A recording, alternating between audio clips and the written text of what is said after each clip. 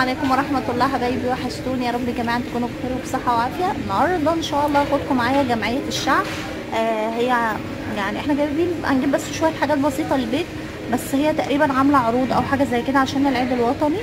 فهحاول اصور لكم كده بقدر الامكان الحاجات اللي هي شامبوهات، البرسيل، الكلام ده اللي عليه عروض، وان شاء الله تعجبكم. ويلا بينا نشوف العروض كانت ايه والدنيا هنا ماشية ازاي. جمعية الشعب طبعا زي ما انتم عارفين بتبقى الجزء اللي تحت اللي هي الاكل والمواد الغذائية، وفوق اللي هو الحاجات بقى الشامبوهات والفويل وكده. فطبعا دي كانت عروض على الفلفل والخيار والجزر والخضروات كلها. طبعا يا جماعه اللي استوقفني وهو الفول الحريتي. ايه يا ام عمر عشان مش تغزينا تاني يا حبايبي؟ موجود في جمعيه الشعب، وهتلاقوه في الجمعيه الفرعونيه وفي كده، بس انا بصراحه مش عاجبني اني حسيته طويله. انا بحب الصغير اللي بيضحك كده، على راي مامتي حبيبتي. بعد كده بقى انا طلعت فوق، هو سلم كده كهربائي، وبتحطي عليه العربانه وبتمسكيها وبتطلعي. صورت لكم برضو شكل الجمعيه كده. من تحت ده اللي هو الجزء اللي هو بتاع بقى اي الشوكولاتات، هناك التلاجات. هي بصراحه الجمعيه ده يعني انا وزوجي بنحبها جدا.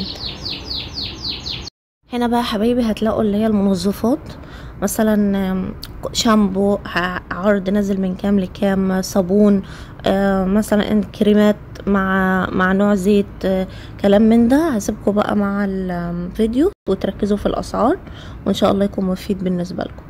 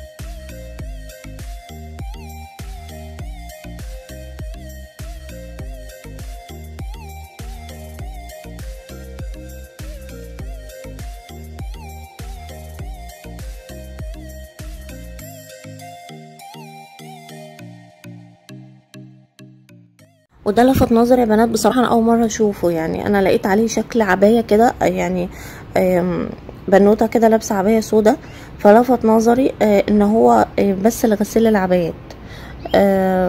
تقريبا عامل 300 فلس، يعني ما كانش غالي. وده كان عرض على الصبغات. طبعا هو كده يعني الاتنين صبغه كده رخيص جدا، اللي هي صبغه بلد. وبرده كان في عرض على صبغات تانية، في اللي هو صبغه كده سمعت ان هي حلوه قوي، بس انا يعني صراحه ما جربتهاش، اللي هي إليه او إليه. دي سمعت ان هي حلوه جدا، وبرده ده اللون اللي انا على طول بستخدمه، اللي هو اللون اللي على بتنجاني ده. فكنت بفكر اخده، وبعدين رجعت اترددت، بس ان شاء الله اجربه. بقى للقسم العشق اللي عندي، المعطرات. افضل بقى ايه، بصوا اشمشم في ده كله لغايه ما انا اصلا كنت بدور على هدوء البحر زي ما قلت لكم، بحبه جدا جدا. بعد ما قعدت ادور هنا، قعدت ادور كتير ما لقيتش، لقيته في حته في الجنب كده. دي بقى معطرات وحاجات بقى بتاعت اللي هي المنسوجات، الستاير، المفروشات. مش بس معطر جو، ده ممتاز، انا بموت فيه عندي. والابيض بتاعه كمان احلى كمان من الجولد. ويا رب الفيديو عجبكم. واللي لسه بيسمع صوتي لاول مره مش مشترك معايا، يا ريت تشتركي معانا في القناه عشان تنضمي لينا لاسره اسرار سندريلا. والحبايب اللي معايا تنسوش اللايكات وكومنت حلو.